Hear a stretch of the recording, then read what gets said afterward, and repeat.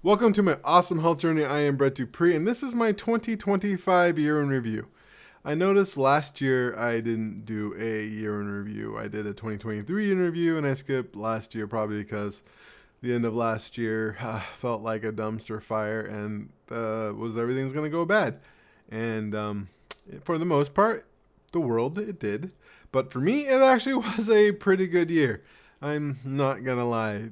Um, the way this year went for me was really, really not bad. I mean, there are some negatives. Number one, my New Year's resolution was last year was to go on one date, and that did not happen. But since I didn't start trying at all until like September, and that was mostly joining Tinder and just swiping every day, that wasn't, yeah, I didn't put enough effort in it. Not to say that if I would have put more effort into it, I would have went out on a date, but I would have had a chance to succeed. It's hard to succeed if you don't try, especially, or if you don't try very hard. Sure, sometimes you can not try hard and succeed. I mean, that's what rom-coms tell you how to date anyway, is to not try hard, and that's when you find it. But generally, that's not the case, especially when you not try hard by staying at home. And of course, the only place I'll go is Orange Theory, and I'm not asking people out at Orange Theory because the last thing I need is Orange Theory to turn out to be an awkward place where people are weirded out by me being there. I need to go there. But overall, speaking of Orange Theory, this has been a great year, minus injury. Yes, I've actually had 2 months of my hamstring hurting towards the end, but at the same time, turning that, as I said, that crisis into an opportunity. I did work on something I've been wanting to do a while, which is get used to the tread without holding on to the bar, and I feel I should have done that sooner. But doing that now, I do feel better, and I still feel like I'm getting a decent workout the last 2 months. Going 3 miles an hour at 3% incline as a rest, I think is really cool because I'm averaging roughly the same with holding on as I was last year, and this is me being kind of hurt.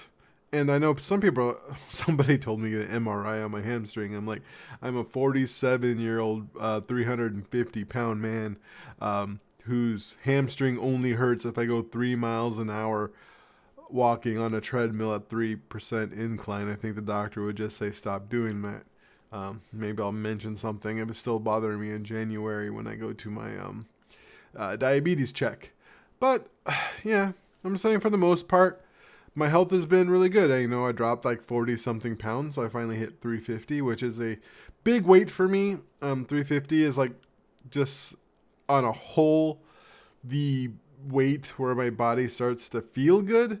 360 and above all feel horrible. I mean, not saying 350 feels great, but it starts feeling better. Also, with going to yoga, that has been really positive. I didn't have the highest hopes going to yoga, especially only going once a week, but I have noticed changes and improvements in just once a week. And it's not even just my hips, just the ability to do downward dog and to do the poses more, to work on um, different muscles and balance has been very helpful.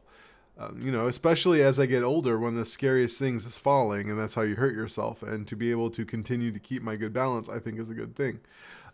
Also, today in yoga, I grabbed the back of my hands together and clasped them, and that's not something I've been able to do for years now. I had bad shoulders from high school, and so they're very inflexible, even though they're decently strong. In fact, a lot of times when I do the press up, my shoulders are hurting, but like I'm strong enough where I can just suck up through the pain.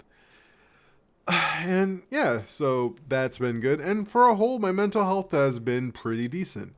Yes, I've had job anxiety for obvious reasons, being in healthcare and software and healthcare right now, and a software tester at that, which is generally a position where um, isn't kept around. Though with the AI, ironically, that actually might make me more valuable because there's going to be a lot of crappy code out there. But so far this year, I've kept my job. I don't know next year if that's going to be the same, but this is not 2026 looking forward. This is looking backwards, and I kept my job. And other than job anxiety, my mental health has been pretty good. I've been going out. I set up game weekends with my mom and my sister, and that's been really fun. And then my friend Carrie and Judy, we played board games, and a couple times and Judy's kids, who are super freaking smart and fun to play board games with. Yeah, I met a cool friend named Amanda. Hung out with her a couple times. And yeah, so I did some things. I did more things and went out more and hung out more, and also took it to another step in like trying to be a positive force at Orange Theory, and really tried to help people, tell them a good job. And some people light up and seem happy, especially the older people, because they're probably suffering as much as I am, and it's probably nice to have someone else say good job, because I know how hard it is. But and more people seem happy to see me, which is nice.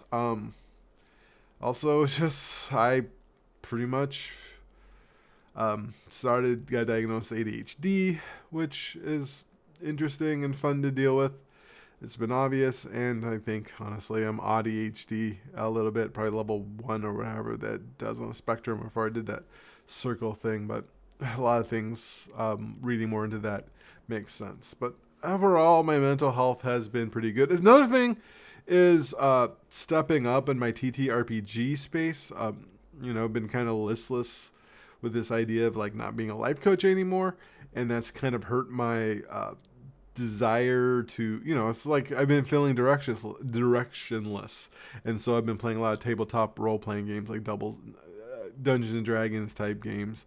I ran a full campaign of Fabula Ultima. Campaign ended on Tuesday, and it was super fun. I loved every second of it. And it was also a really good growth experience to run a campaign. It really taught me a lot on letting go, thinking on my feet. It was a good creative outlet.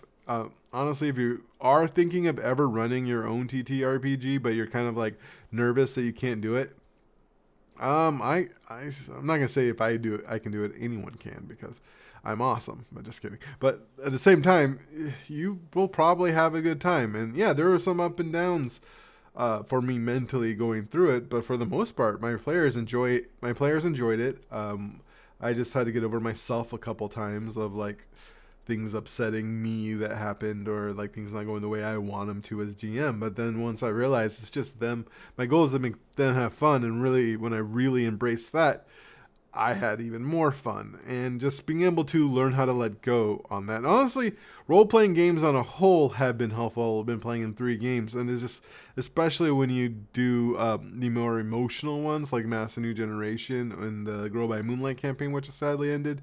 But just like being able to do stuff that are emotional, but not you, but you at the same time, like a character, is actually a decent way, coupled with, of course, real therapy, to process emotions and to do this. Plus, the camaraderie and stuff has been honestly really good for my mental health. Overall, 2025 year personally was actually really good for me. I did not think it was going to be. Honestly, I thought it was going to be an awful year. But it turned out to be, other than, the world being on fire and, historical floods once again in my area, and just not having a lot of hope overall for the world's future. Yeah, so, I mean, if every year personally, other than like the lack of dating, is like this year, I would have a pretty good life for the rest of my life. But we'll see what happens. I mean, that's life. Can't worry too much about the future. Anyways, that's my 2025 year in review. I hope you have a good 2026. And yeah, I love you for who you are. And as always, you are worthy.